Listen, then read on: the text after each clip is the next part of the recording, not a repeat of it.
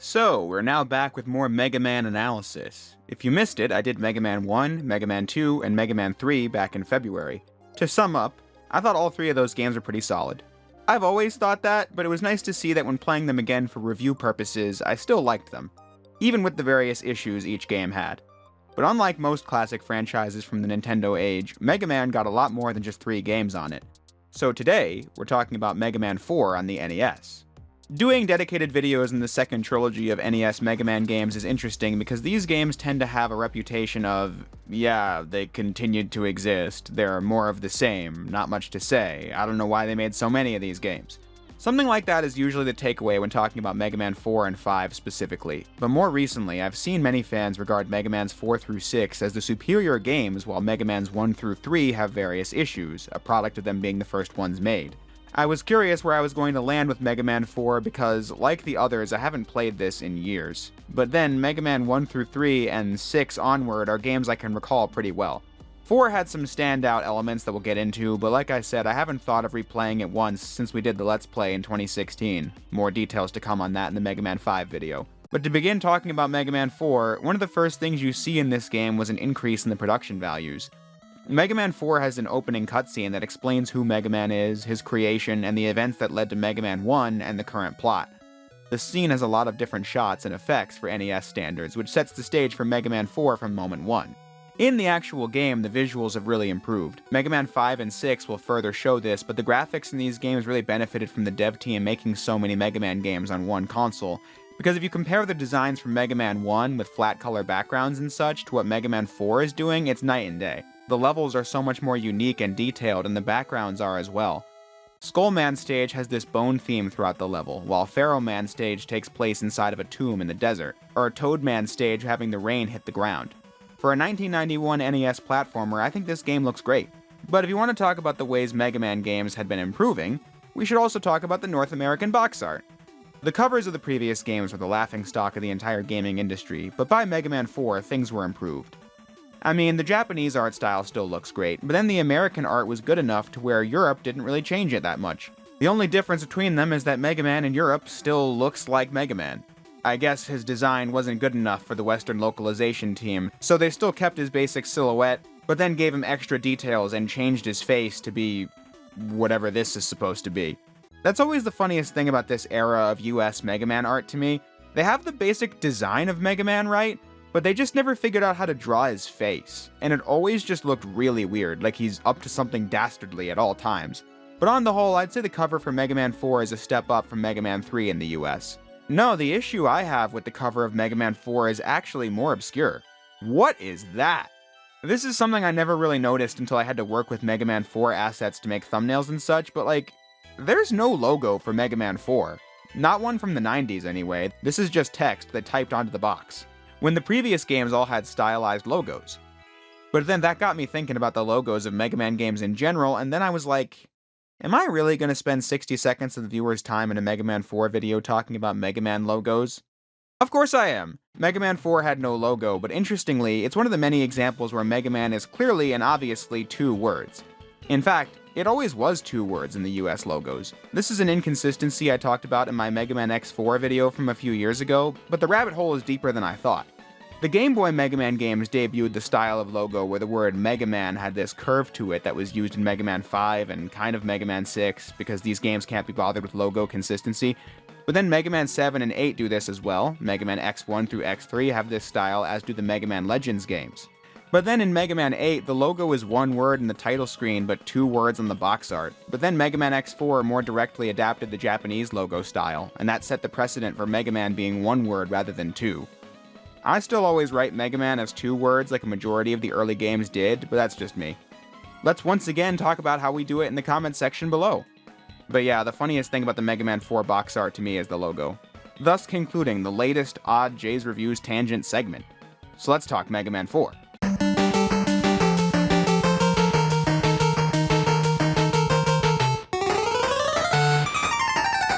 Dr. Wily was defeated for the 3rd time in the last game, and things were somewhat peaceful after that, until a Russian scientist called Dr. Cossack arrives on the scene hell-bent on world domination with 8 new robot masters: Toadman, Drillman, Dustman, Brightman, Skullman, Diveman, Ringman, and Pharaohman.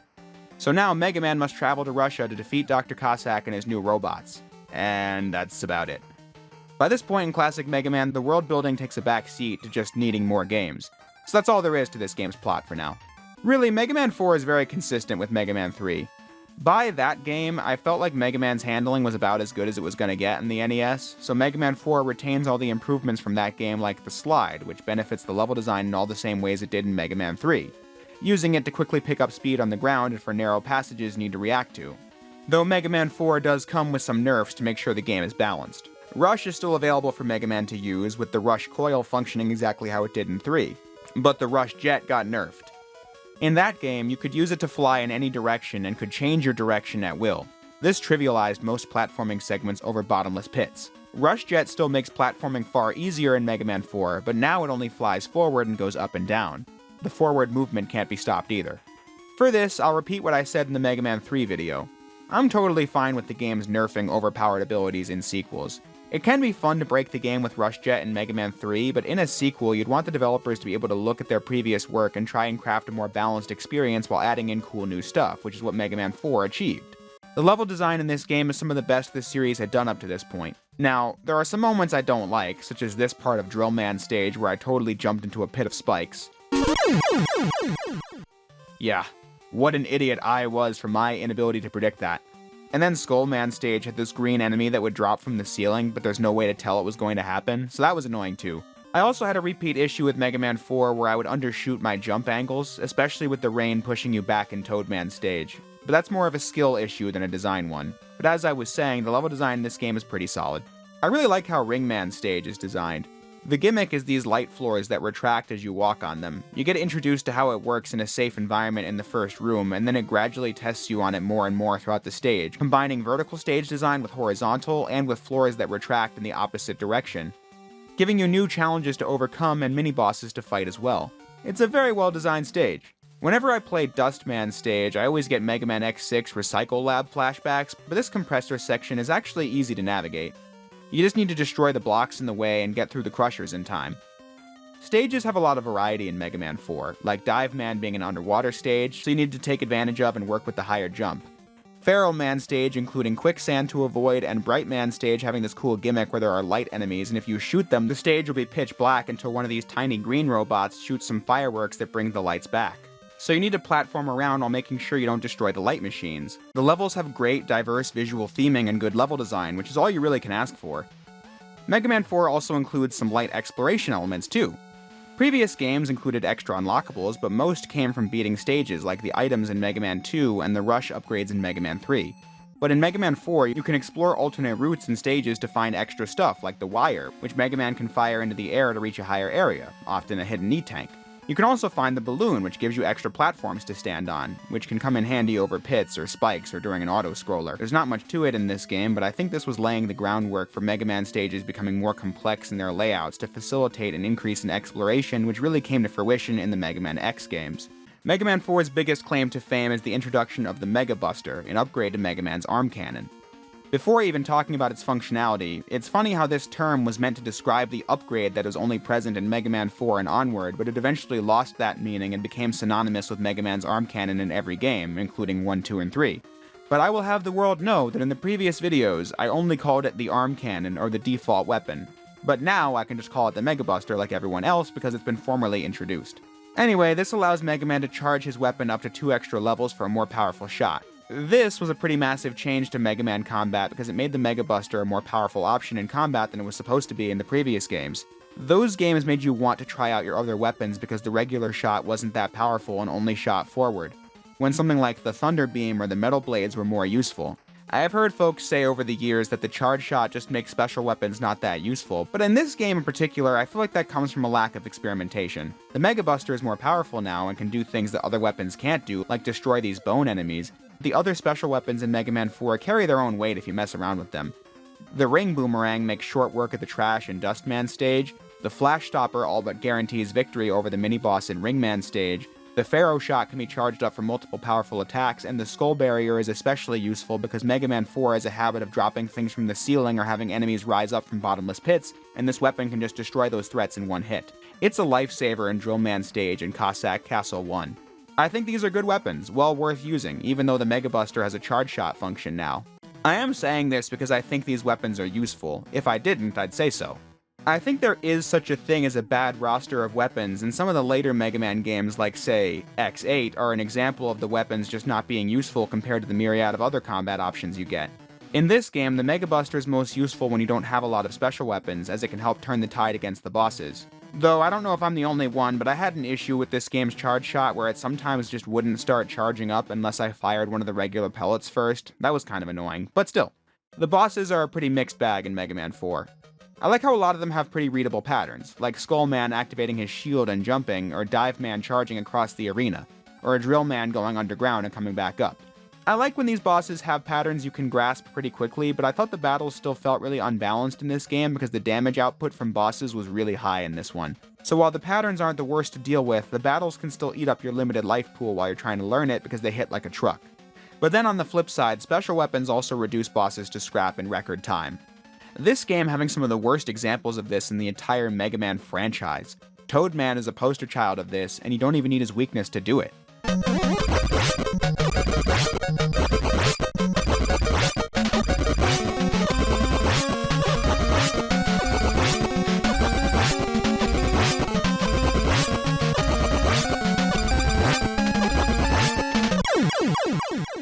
But then Pharaoh Man with his weakness is just... what the fuck?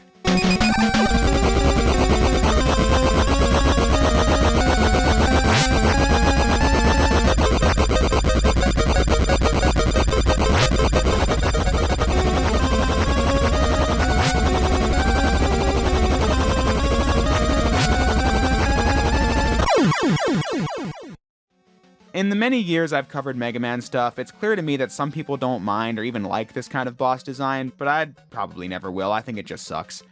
I also believe designing perfectly balanced Mega Man boss fight is very doable and has been done in other Mega Man games, so whenever I cover a Mega Man game with this kind of weakness design, I'm gonna call it out. But I'm sure you know the drill by now. Once you defeat all 8 bosses, you move on to Dr. Cossack's Castle. And what you're going to want to know right off the bat is that there's an E-tank buried in the snow to the left right at the beginning. This is a pretty simple stage if you made it this far. I already talked about how the skull barrier is the perfect weapon for this pit section, just watch out for the ice on the ground. Though I would say most of the Cossack stages in Mega Man 4 are nothing too difficult to worry about.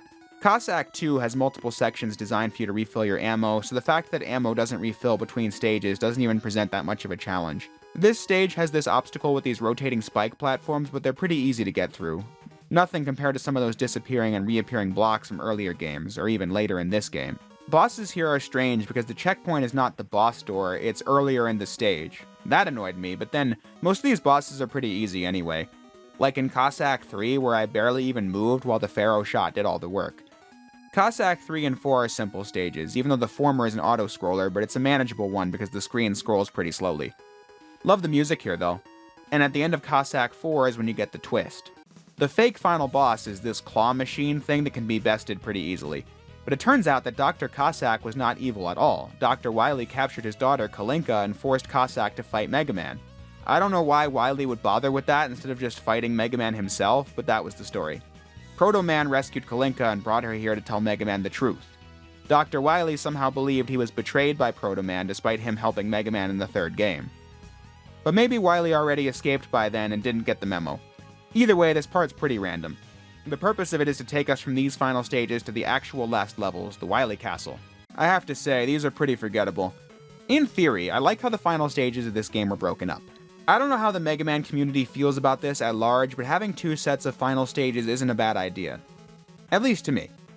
In Mega Man 3, the designers wanted to make the game longer, but their solution was to make you play ultra-hard versions of stages you already played before moving on to the really rushed final set of levels. The comments on that video surprised me by showing a lot of fondness for how Mega Man 3 did it, when I previously thought it was one of the most infamous segments in series history. But anyway, Mega Man 4 wanted to retain the spirit of making the game longer, but did so by creating 2 different castle segments to play through. I find this commendable, though personally, I don't really feel like Mega Man 2's model was deficient in any way. I would rather the team make 8 great Robot Master levels and 4 or so great castle stages, rather than 8 castle stages that are pretty hit or miss. My point is, I think this is a huge step up from Mega Man 3's endgame, but I hope upon replay that Mega Man 5 and 6 make more engaging final levels, because Mega Man 4 is just going through the motions by the end. The game's most difficult content is in the rearview mirror at this point. Except the second phase of the Wily machine. I died to this multiple times because I thought trying to get hits in on this mech while its beams are blasting all over the screen was pretty tough. But then the very final phase practically beats itself with the Pharaoh shot. So, there's that. But after all that, the ending is kind of non-existent. Mega Man defeats Dr. Wily. Dr. Wily then just slips through this revolving door and escapes, and Mega Man warps out before the castle explodes, and then the game just cuts to Mega Man riding on the train back home, and that's it. Guess the day is saved. See everyone next week. I don't know, I just find it kind of humorous how inconsequential the story is in this game, to the point where the final twist just happens out of nowhere, and then the ending is like, well, that's it, game's over now. I might even say that, in terms of story, this game adds the least to the series of all the main classic Mega Man games. But obviously, that's not the criteria we judge classic Mega Man on, I'm just saying. While I think Mega Man 4 has a kind of weak endgame, it's not to a degree where I think it ruins my overall assessment of the game. I think Mega Man 4 is a really solid game. I have a couple of issues with the experience that I went into earlier, but ultimately I'm understanding of these issues because it's still an NES game. Sure, bosses did too much damage for my liking, but Mega Man 4 demonstrates how good the people behind these games were getting. There are clear improvements over the previous games in terms of how it was balanced while introducing new mechanics and striving to include as much new content as possible. I find that element of Mega Man 4 to be very commendable. So when looking at the big picture, I think this was a pretty good game. I won't be coming back to it all the time or anything, but it is a game I'm confident I'll have a fun time with anytime I felt like replaying it. Of all the classic Mega Man games thus far, this is the most well-made, which would make it an easy choice for my favorite of the four, but I don't know. I have thoughts about the whole quality versus impact debate, which I plan on sharing when I talk about Mega Man 5. Speaking of which, Mega Man 5 is a game that's more often criticized for its lack of impact than Mega Man 4. 5 is one I barely remember anything about, so I think it'll be interesting to play it again and give it the analysis treatment. But that's all the time we have for today, so to close, I'll say what I always do. If you made it this far into the video, I thank you all for watching, and I'll see you next time.